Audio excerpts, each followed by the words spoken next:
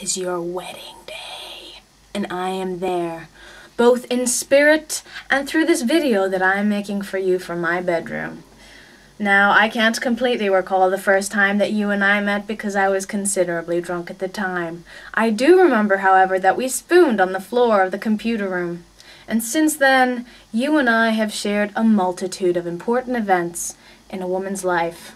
Love, laughter, heartbreak, grief, mermaid nipples. David Hasselhoff. The way that you always have to feed me lyrics to songs because I can never remember them myself. Sitting on a beach, writing lyrics under the stars. Where, I don't remember because we were intoxicated at the time. Sitting in my kitchen window, with the sun bearing down on our bare feet while the last goodbye plays on the stereo and we eat pastries we really shouldn't be eating, and smoke my annual cigarette. Now, I don't know how many people know this, but that 1 cigarette per annum that I am allowed, I have almost always shared with you, except this one time in 2007 when I was at a gay bar at 5:45 a.m. in the morning, and Luke left me there to score some Lebanese guy in the bathroom, so that's where 2007 cigarette went. But don't worry, all the other ones have been with you. And the reason why this matters is because it brings me to the other half of my speech, which is that it was during one of my annual cigarettes that I first met you, Joffrey.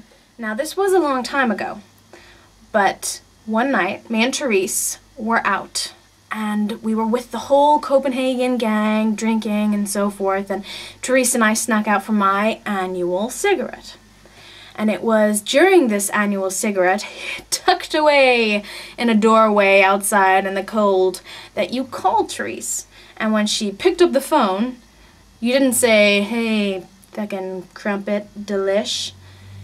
It was just music. It was just music playing, and it was one of your songs. And when she'd hung up, she explained to me that sometimes you just called her and just played your songs. And I thought to myself, that is like reinventing the mixtape. It is so hardcore romantic.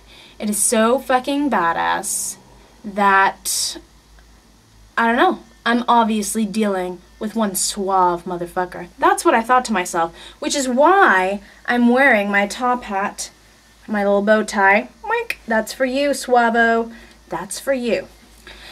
Now, later in the evening, once Therese and I had gotten progressively drunker, we eventually called you back, and you and I talked on the phone for the very first time. I'm counting that as the first time that I met you. And we spoke on the phone briefly. I don't remember what we said because I was pretty fucked up that night. I'm fairly sure that I ate some McDonald's at 2 a.m. and threw it up again, but that's besides the point. The point is that you guys are getting married!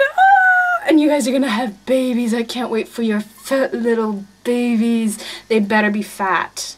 I want them fat.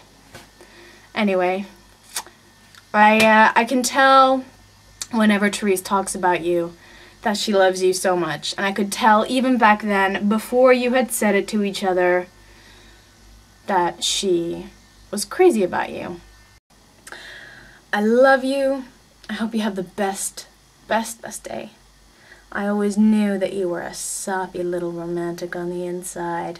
I think I also knew that you were going to get married first. It was bound to happen, you little minx. Now, all the best, and remember what I said about the babies.